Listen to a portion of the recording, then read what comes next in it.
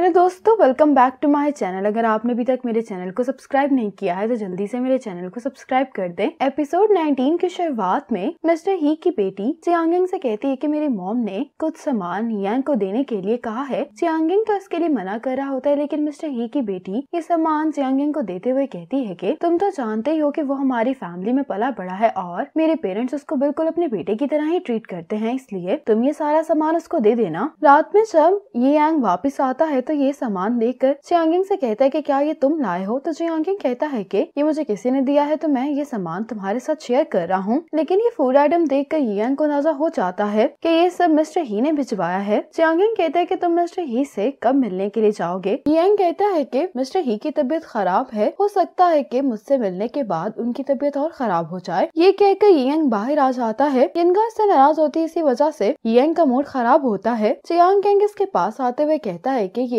9 पोल की टेबल है जो कि तुमने मुझे मालूम है कि यिनगाओ के लिए बनवाई है। यांग को देखकर कहने लगता है कि तुम्हारी यकीनन यिनगाओ से लड़ाई हुई है। चियांगिंग इसको बताने लगता है कि जब पहली दफा मेरी अपनी गर्लफ्रेंड से लड़ाई हुई थी तब मुझे ऐसा लगा जैसे हमारा ब्रेकअप होने वाला है, लेकिन बाद में मुझे ये चीज रियलाइज हुई कि एक अच्छे रिलेशनशिप के लिए छोटे मोटे झगड़े भी जरूरी होते हैं। अब ये यांग यिनगाओ को वॉइस कॉल करना चाह रहा होता है लेकिन नहीं करता, और दूसरी तरफ यिनगाओ को भी नींद नहीं आ रही होती। अब यिनगाओ को ज़ेंगी की कॉल आती है जो कि इसकी आवाज से जज कर लेती है क्या तुम्हारी यांग से लड़ाई हुई है। तो यिनगाओ उसको सारी बात बताती है और कहने लगती है कि मैं कल कैंप के लिए जाने वाली हूँ और मैं उसकी कॉल का इंतजार कर रही थी लेकिन उसने मुझे कॉल नहीं की। तो ज़ेंगी कहती है कि तुम खुद उसको कॉल कर लो। तो यिनगाओ कहती है कि मुझे उस पर अभी भी गुस्सा है। ज़ेंगी कहती है कि यांग तो चाइना ओपन में पार्टिसिपेट कर रहा है ना, तुम ट्रेनिंग के लिए जा रही हो और वो कंपटीशन के लिए, जिसकी वजह से तुम दोनों कम से कम 2 महीनों तक के लिए एक दूसरे को नहीं मिल पाओगे।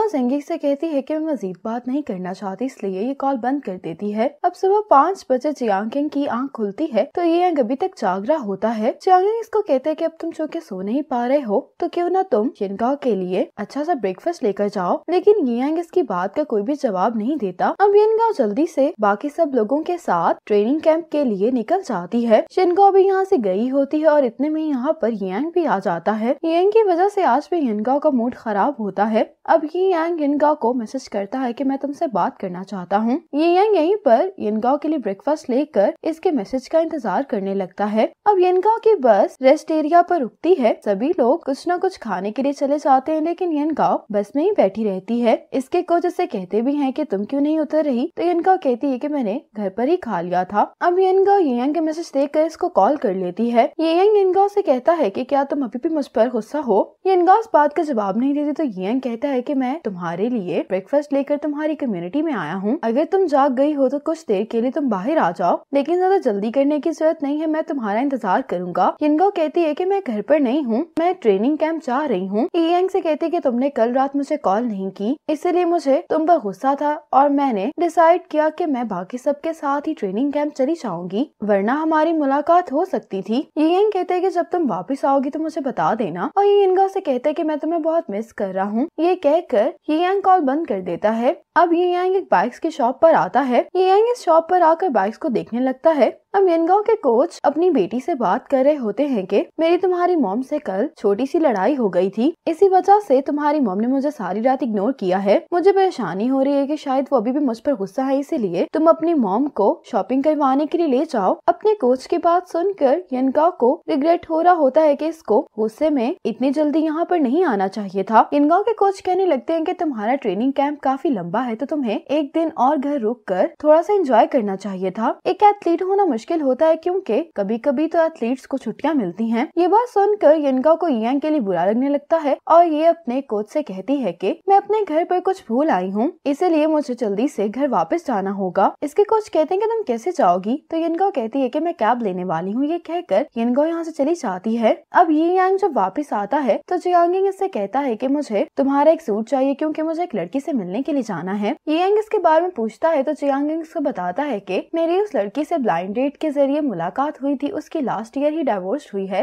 वो काफी अच्छी लड़की है, मेरी उससे 2 दफा मुलाकात हो चुकी है। अगर सब कुछ ठीक रहा तो मेरी शादी तुमसे पहले हो जाएगी। अब चियांगिंग की नजर उस मोटर बाइक वाली बुक पर पड़ती है जो कि यांग अपने साथ लाया होता है। चियांगिंग कहते हैं कि ये यिनगाओ के लिए है। यांग कहते हैं कि तुम्हें जल्दी जाना चाहिए क्योंकि लड़की को इंतजार करवाना अच्छी बात नहीं है। चियांगिंग कहते हैं कि मेरी बात अभी मुकम्मल नहीं हुई। जियांगिंग कहता है कि शुरू में तो सब कुछ सही लगता है रिलेशनशिप में, लेकिन वक्त के साथ साथ कुछ मसले भी आते हैं, तो तुम्हें अच्छी और बुरी दोनों सिचुएशंस को अडॉप्ट करने की कोशिश करनी चाहिए। कल रात से तुम्हारी हालत देख के मुझे बहुत बुरा लग रहा है। मेरा रिलेशनशिप्स में काफी एक्सपीरियंस है, तो मैं तुम्हें वापस आकर बताऊंगा। ये कहकर जियांगिंग यहाँ से चला जाता है। अब ये अपने भाई शाओडोंग को कॉल करता है। शाओडोंग अपनी बेटी के साथ प्लेग्राउंड में आया होता है। ये शाओडोंग से कहता है कि अगर तुम्हारे पास अपनी बेटी की टेक केयर करने का टाइम नहीं है तो तुम उसको मेरे पास लेकर आ सकते हो। शाओडोंग कहता है कि तुम्हें बहुत मुश्किल होगी, वैसे भी तुम तो अभी अब्रॉड से वापस आए हो ना। ये कहता है कि मेरी गर्लफ्रेंड को यू पसंद है, तुम उसको मेरे पास ले आना अगर तुम चाहो तो। यू को देखकर मेरी गर्लफ्रेंड खुश हो जाएगी। शाओडोंग कहता है कि तुम अपनी गर्लफ्रेंड को खुश करने के लिए मेरी बेटी का इस्तेमाल कर रहे हो। इतने में यहाँ पर यिनगाओ आ जाती है। ये दरवाजा खुलने की आवाज सुनकर कहता है कि कुछ देर यहीं पर इंतजार करो, लेकिन जैसे ही ये यिनगाओ की आवाज सुनता है तो फौरन से पीछे देखता है और ये पीछे यिनगाओ को देखकर बहुत ज्यादा हैरान होता है। ये कहते हैं कि तुम तो ट्रेनिंग कैंप के लिए नहीं चली गई थी। यिनगाओ कहती है कि मैं नहीं चाहती थी कि तुम मेरी वजह से बुरा फील करो और उसकी वजह से तुम्हारा कंपटीशन भी खराब हो जाए। मैं तुम्हें सिर्फ देखने के लिए आई हूँ, उसके बाद मैं चली जाऊंगी। ये सुनते ही यिनगाओ को हक करता है और इससे पूछता है कि क्या तुम्हें मेरे लिए बुरा लग रहा है। यिनगाओ कहती है कि मुझे तो तुम्हारे लिए बुरा फील हो रहा है, लेकिन तुम्हें मेरे लिए सॉरी फील नहीं हुई। ये कहता है कि अगर तुम मुझसे मिलने के लिए नहीं आती तो आज रात मैं तुमसे मिलने के लिए जरूर आ जाता। मैं तुमसे झगड़ा करना अफोर्ड नहीं कर सकता, मैं सारी रात इसी वजह से सो नहीं पाया। मैं तो तुमसे कल रात भी मिलने के लिए आना चाहता था, लेकिन मुझे डर था कि मैं कुछ गलत ना कह दूं और तुम मुझसे और ज्यादा नाराज हो जाओ, इसीलिए मैंने डिसाइड किया कि मैं तुमसे सुबह माफी मांग लूंगा। यिनगाओ कहती है कि मैंने कल 2 दफा अपनी बहन से तुम्हारी वजह से बहस की और उसके बाद तुम भी बिला वजह मुझ पर चिल्लाए। यियांग कहते हैं कि मुझे वहाँ पर लीचिंग को देखकर बिल्कुल भी अच्छा नहीं लग रहा था। यिनगाओ कहती है कि तुम जानते तो हो कि मेरा उससे कोई भी ताल्लुक नहीं है। यियांग कहता है कि चेंगियन ने कभी भी तुम्हारे सामने मुझसे बात नहीं की, उसके बावजूद तुम उसका जिक्र करती हो। यिनगाओ इस बात का कोई भी जवाब नहीं दे पाती।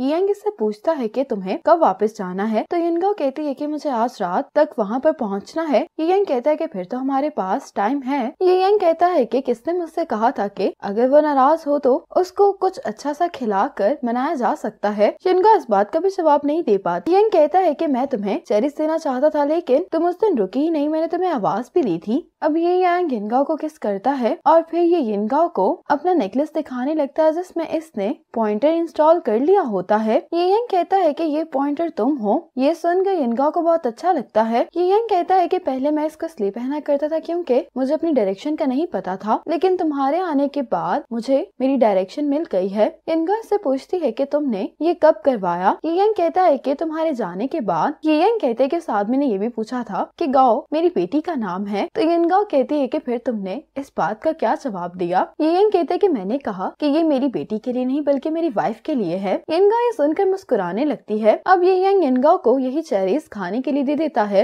अब यिनगाओ कुछ टाइम के लिए सो जाती है। जब इसकी आँख खुलती है तो यियांग इसको कहता है कि तुम कोई सपना देख रही थी, तो यिनगाओ कहती है कि हाँ, तुम्हें कैसे मालूम। यियांग कहता है कि मैंने तुम्हें मुस्कुराते हुए देखा था। यिनगाओ यियांग से कहने लगती है कि तुम वहाँ पर रिलैक्स दिखाई देते थे। तुम जब कल मेरी मॉम को टी ऑफर करने के लिए आए थे तब मुझे ऐसा लगा जैसे तुम वो यियांग नहीं हो जिसको मैं जानती हूँ। यियांग कहता है कि मैं वहाँ पर जैसा दिखाई देता था वो भी मेरी रियल पर्सनैलिटी नहीं थी। यियांग कहने लगता है कि मैं अब्रॉड स्टडी करने के लिए इसलिए गया था क्योंकि मुझे लगता था कि यहाँ पर कुछ भी परस्यू करने के लिए नहीं है। मुझे लगता था कि शायद पढ़ाई करने के बाद मुझे कोई डायरेक्शन मिल जाएगी, लेकिन मैं हमेशा ही स्नूकर खेलना चाहता था, लेकिन मेरे पैशन के दरमियान मेरी ईगो आ रही थी जिसकी वजह से मैं कुछ टाइम के लिए यूं ही भटकता रहा। यियांग यिनगाओ से कहता है कि उठने का टाइम हो गया है, लेकिन यिनगाओ कहती है कि मैं कुछ और टाइम तुम्हारे साथ रहना चाहती हूँ। इसके बाद यियांग और यिनगाओ जब रूम से बाहर आते हैं तो जियांगिंग भी आ जाता है, जो कि यिनगाओ को यहाँ पर देखकर थोड़ा सा सरप्राइज होता है। यिनगाओ यियांग से कहती है कि मैं नीचे तुम्हारा इंतजार कर रही हूँ, कहकर चली जाती है। तो जियांगिंग इसको कहता है कि तुम तो बहुत फास्ट हो।